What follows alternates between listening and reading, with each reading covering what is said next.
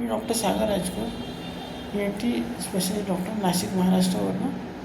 आजचा video topic आहे की सायनस सर्जरीचा फायदा काय, सायनस सर्जरीचा काय बेनिफिट काय, कोणत्या लोकांनी कोणत्या लोकांनी सायनस सर्जरी करावी, कोणत्या लोकांनी ही नाही करावी, कोणाशी कन्सल्ट करावं. सर्वात महत्त्वाची गोष्ट, हा व्हिडिओ बघणं सफिशियंट नाही आहे. व्हिडिओच्या डिस्क्रिप्शनमध्ये लिंक दिली, त्या लिंकवर क्लिक करा आणि पूर्ण डिस्क्रिप्शन वाचा. हे फार गरजेचं आहे. मी नेहमीच सांगत असतो, नुसतं व्हिडिओ बघणं सफिशियंट नसते, जे काही आजकाल लोकांना वाटतं तसं. डिस्क्रिप्शन वाचणं हे पूर्ण आणि फार गरजेचं आहे. सर्वात पहिली गोष्ट, हे जे पेशंट्स असतात त्यांना कायमस्वरूपी सर्दी असते. ही सर्दी झाली की म्हणजे नाक गच्चून शिंका आणि पाणी येते, त्यांना तात्पुरती फरक पडतो औषधी. एकदा औषध जसं संपला की पुन्हा त्रास सुरू जातो त्यांचा. तर मग आता तात्पुरती फरक हा त्यांना म्हणजे 15 दिवसाचा असू शकतो का 1.5 महिन्याचा असू शकतो का 5 महिन्याचा असू शकतो. त्रास पुन्हा होतो. मग काय होते की रात्री झोपेत तोंड उघडं राहते आणि कोरडी हवा जाते लंग्समध्ये. नाकातनं हवा आत नाही झाली पाहिजे.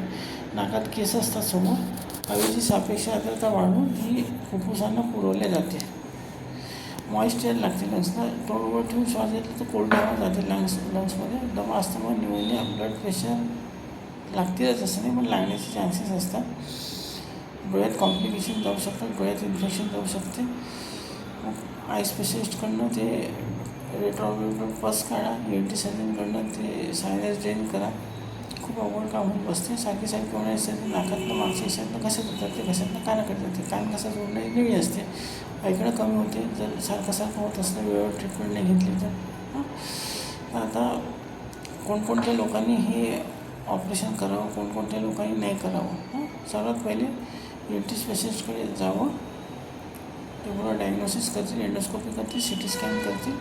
कोणकोणत्या लोकांनी हे करावं, या टेक्निकचे कॉम्प्लिकेशन्स काय, कोणी हे नाही करावं, कोणी हे करावं, आणि याचा मुळात फायदा काय आहे आणि करणं का गरजेचं आहे, यासाठी व्हिडिओच्या डिस्क्रिप्शनमध्ये लिंक दिली, त्या लिंकवरती क्लिक करा आणि पूर्ण आर्टिकल वाचा.